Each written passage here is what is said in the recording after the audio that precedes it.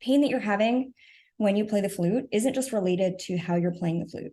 It's how you do everything. When you're in school and you're writing and you're like hunching down over your desk and death gripping your pen, that's all contributing to this. All of that gets brought into your practice session, and all of that becomes part of the way that we move when we hold our instruments. Hello and welcome to Classical Music Career Podcast. My name is Yuri. I'm a double bass player, web developer, and host of this podcast. My guest today is Liz Talbert, a flautist and Alexander Technique teacher. Alexander Technique is a method of bringing conscious awareness to how we do things. It is often used to help people with specific problems, such as tension or pain when playing an instrument. In this episode, we will discuss how Alexander Technique can help musicians lead healthier and better careers. This podcast is created by InClassics, web development agency for musicians. If you need a website, visit us on inclassics.com and book a free consultation to see what we can do for you. Well, hello, Liz. Thank you for joining this podcast. I'm very, very happy to start this with you, this journey of figuring out how it is the best and healthiest way for musicians to lead their careers. So tell me a little bit about yourself, about what you do, about Alexander Technique, and about how it can help musicians to have a healthier and better life. So my name is Liz. I am originally trained as a flutist. I went to conservatory and I teach music. I play in chamber music. When I was in conservatory, I learned about Alexander Technique. I wasn't super serious about it at the time. It just seemed interesting. It was something kind of I kept coming back to. And after I graduated with my master's, I was, like many musicians, wondering, okay, well, what next? What do I do now? And my answer to that was, well, I've always been interested in Alexander Technique. Let me just enroll in a teacher training course. Even if I decide not to teach it, I will learn something about myself and it will be a skill that I can use. So I did, and I ended up really loving it. And now I teach Alexander Technique. So that's great. And tell me a little bit what the Alexander Technique is, because I heard about it. I saw colleagues who were doing it, who were always saying that it's amazing and it's you should try it, and I never did. So tell me, what is Alexander Technique? So I should warn you that every Alexander Technique teacher has their own definition. So my definition is that Alexander Technique is a method for bringing conscious awareness to how we do the things that we do. Okay, so it's not just about music, right? So anyone can do Alexander Technique. Yes. And F.M. Alexander, who developed the technique, he was an actor. And is it more focused on body awareness, or is it more like a mental technique? A fundamental principle of the Alexander Technique is mind-body unity. Basically, what that means is that everything that we do involves both our body and our mind. They're inseparable. So a really classic example of this is, if you have an emotion, a really strong emotion, then how do you know you're feeling that emotion? A lot of the times it's also a physical feeling. And that's why things like, breathing slowly or yoga or slowing down, going for a walk, anything that makes your body feel in a different way is going to have an effect on your emotions. Breathe more slowly, you feel more relaxed. That's maybe starting with the body. Maybe you're feeling stressed. Someone says something really encouraging to you, that's starting with the mind, but it is going to have an effect on the body. So for Alexander Technique, what we're teaching is mind-body awareness. For example, if we take meditation techniques or yoga, right, as you said, is it different or is it very similar? So in my experience, something like yoga, for example, has its own philosophy and its own system of movement and techniques. My understanding is that what all of these modalities have in common is that they expand your awareness of yourself. And that increases your ability to be conscious of what you're doing and basically to have agency, to say, oh, this is what I want to do. And the first step to that is being real with yourself and aware of yourself, of what you're already doing. And there are just different philosophies and different ways of approaching that fundamental concept. And someone who's a yoga teacher or meditation expert might disagree with me there. But to Alexander Technique, I guess people usually come when they have some problem to deal with, right? So like as I read in your bio, you had tensions in your shoulder, right, when you were playing, and therefore you started looking for solutions. So I think it's a lot of musicians can relate to that, because a lot of us have one or another trouble with with our physical body when we play instruments, like 10, 15 hours a day. Okay, we don't play that much, but anyways, all these physical aspects they come through, and we start looking for solutions to them. And so some people come to something like Alexander technique. So was it also a journey for you to come there through your own personal discomforts that you needed to solve? Yeah, it was. And that's exactly right. So most people, when they think about Alexander technique, think of it as a method for addressing physical discomfort or a habit.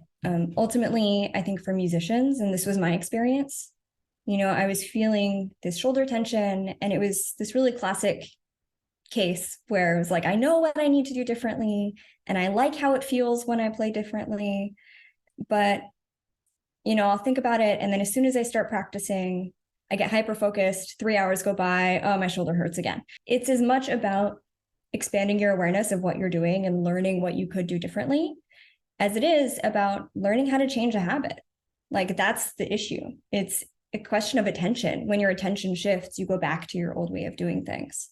Absolutely. And also we as musicians, we repeat the same thing over and over again for so long that physical sensations when you play, they get like ingrained in our body and physical structure, and it's so hard to change, because even if you are conscious about it for 5 minutes of your practice, then you get some trouble in your playing and all the focus goes there. You forget about everything that you were thinking about. So how do you address this? How do you change the habits? That's a great question. So the key aspect of this is, just like you said, these physical habits become ingrained, and they become part of what it means for us to play our instrument. So it becomes part of your belief system that, oh, when I pick up my flute, if I'm playing, I'm also tensing my shoulder. And so part of undoing that physical habit is also changing the underlying belief, which I think obviously if you were to ask any musician, like, oh, do you need to tighten your jaw or like be really stiff there or like have a really grip on your bow hand, everyone would say no. Then if you were to ask them, well, if you totally relax and release all of that tension and then you pick up your bow hand, does it feel like you're playing? They might say no. So that's part of it that I think often doesn't get addressed. Then there are a few ways that Alexander technique can really help with this. So one is prevention. And there's an Alexander technique principle called the means whereby. And essentially what that means is thinking of how you're going to get to where you're going. And when I say how, I mean equality. For me, something that like totally changed my world was when I had an Alexander technique teacher tell me, hey, Liz, pain that you're having when you play the flute isn't just related to how you're playing the flute. It's how you do everything. When you're in school and you're writing and you're like hunching down over your desk and death gripping your pen, that's all contributing to this. When you're carrying stuff that's too heavy and you're feeling really stressed and clenching your jaw, all of that gets brought into your practice session. And all of that becomes part of the way that we move when we hold our instruments. When I say how are we doing what we're doing, I think part of that is just starting off on the right foot. And you can do that anytime. Big part of that, I think, is really consciously thinking about how you want to be moving and how you want to feel. That could even be an emotion like, oh, I want to feel calm and confident. Okay, what does that feel like in your body? What changes then when you start to pick up your instrument? Can you still feel that calm confidence? Or does something change? For me, a really big aspect, and I think this is hard for a lot of musicians, is thinking about how I'm going to play instead of like, what am I going to play and how is it going to sound in the end? Like, what is my result? So really thinking about the quality of my attention as I start the process. And sure, some of that quality that you bring into it from the beginning is going to get lost. But if you start there, then you have a baseline that you can always come back to. It's so interesting because I also know even with my own practice, so just always with performances and with concerts, that the second you get a little bit stressed, you get into some kind of different mindset and you forget to think about all of those things, that you can think in your maybe calm. How do you come back to that? Yeah, that's a really great question. So that comes into like maintenance.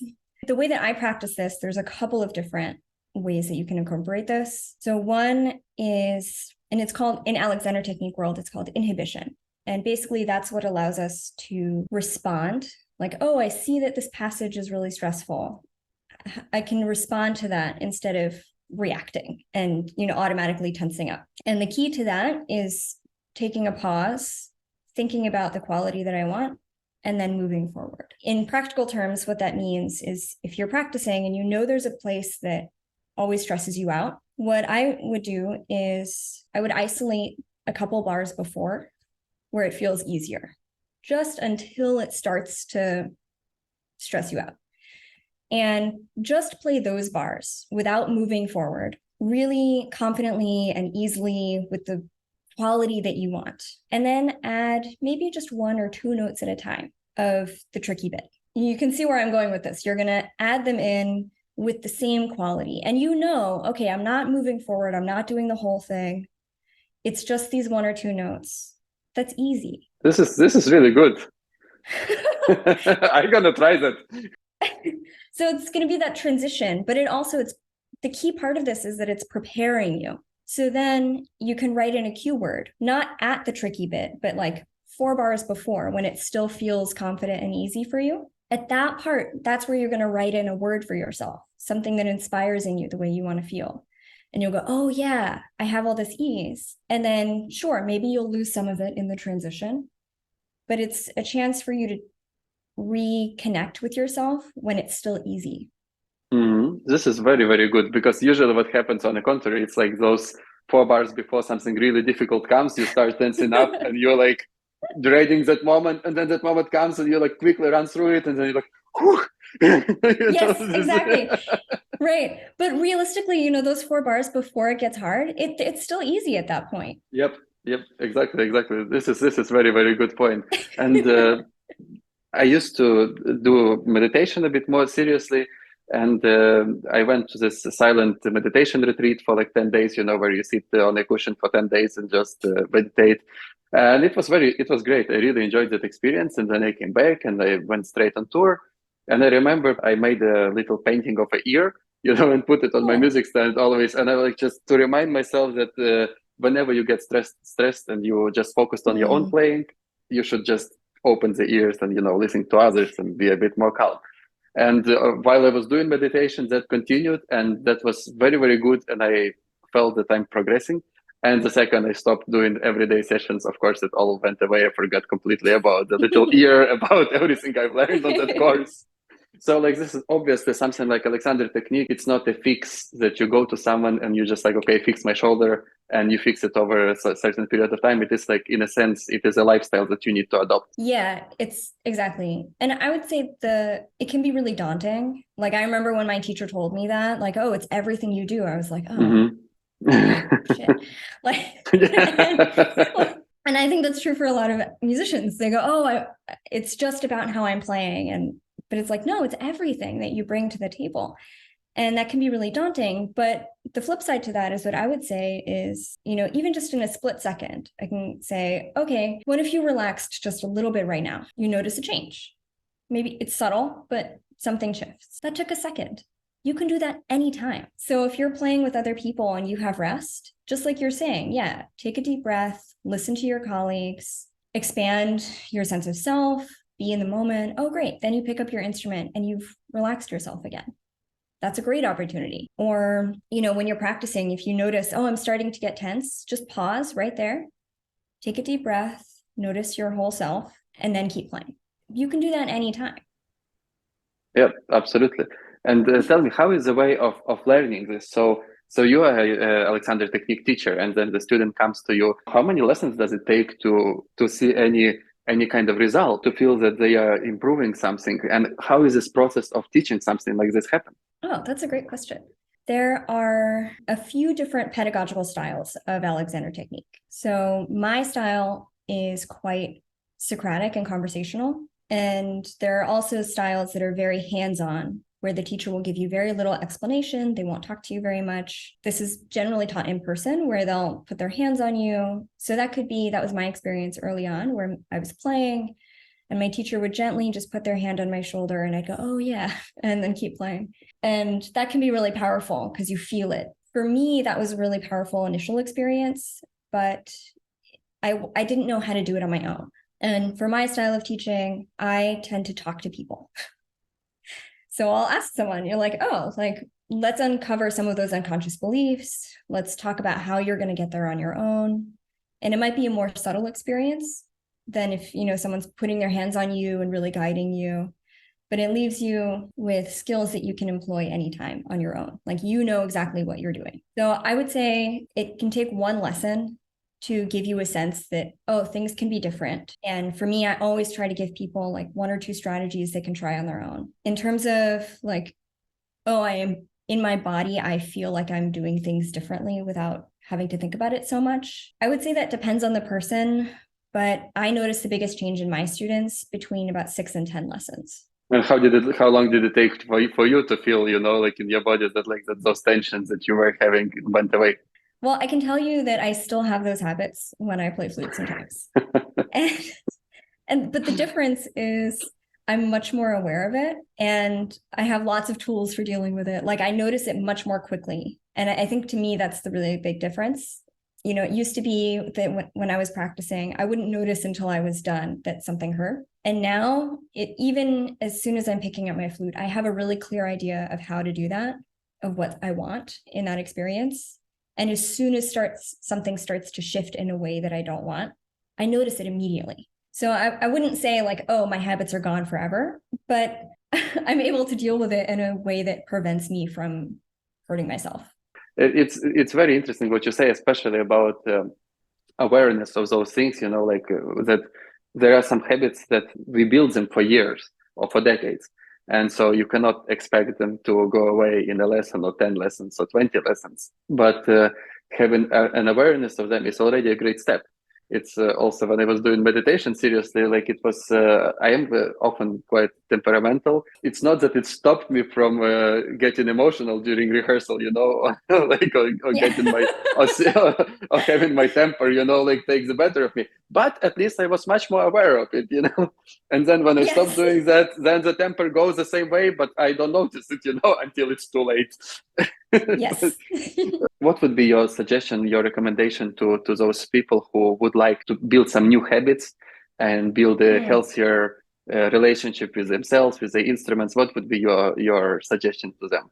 Okay, I have 2 big suggestions. So one is that many musicians work so hard at the end of the year. And during this time, we don't feel like you have time to rest, or tension builds up. You're just always on the go. And you don't realize that over time, this kind of becomes your new normal. And so my first recommendation would be an Alexander technique practice called constructive rest. I have a free recording of this if anyone wants it. But there's a couple of them. You can find it online. And basically, it's a practice of lying on the floor with your feet on the floor so that your knees are bent. And for 20 minutes, you just consciously breathe and release tension from your body. And it's an opportunity to check in with yourself and to be present with yourself and to notice, how much tension you actually need. And the great thing is that when you're on the floor, you're already on the floor. So like, there's no fear that, And so what I would recommend, whether it's a guided recording like mine, or if you just want to set a timer for 20 minutes and lie down on the floor. And so, okay, I'm going to let go. Then when you come back to your day, you can go, oh yeah, I didn't need everything that I was holding on to before. Oh, I don't need so much effort. So that's something I would recommend to any musician. Like, definitely gonna check out the video and do it today for sure. And we will put the link for people so they can check that out too. I'll just say one thing, if I can interrupt for a second. Be very careful if you do it before the concert, because once when I was doing the meditation, I decided before the concert to lie down in my bass case and also breathe a little bit and relax and be with, find the center. And I fell asleep, and someone had to run from stage after already the orchestra went on stage and wake me up. Oh no. So I think everyone needs to know the place and the time when to do it. Yes, that's why I always set a timer. Because I think it also, like, for so many of us, we think, oh, I don't have 20 minutes for this, or oh, like, what if I fall asleep? Okay, just set the timer. It's going to end.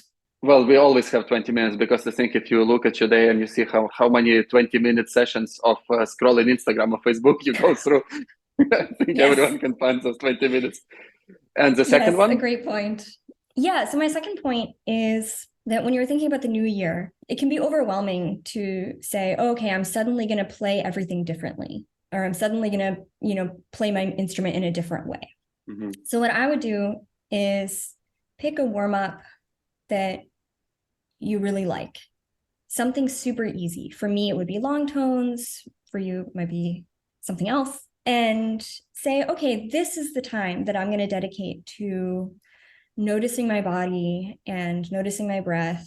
And when it's slow, you can also notice the change in the sound and the relationship between your body and your emotions too, and the sound that you're making.